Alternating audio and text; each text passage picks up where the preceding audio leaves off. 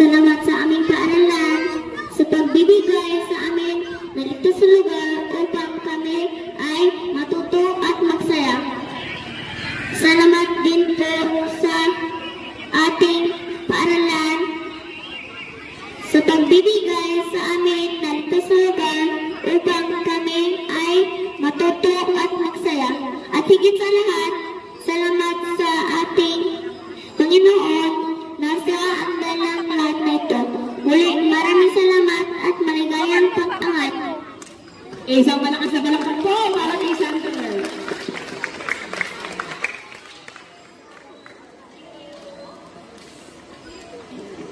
At ngayon naman po,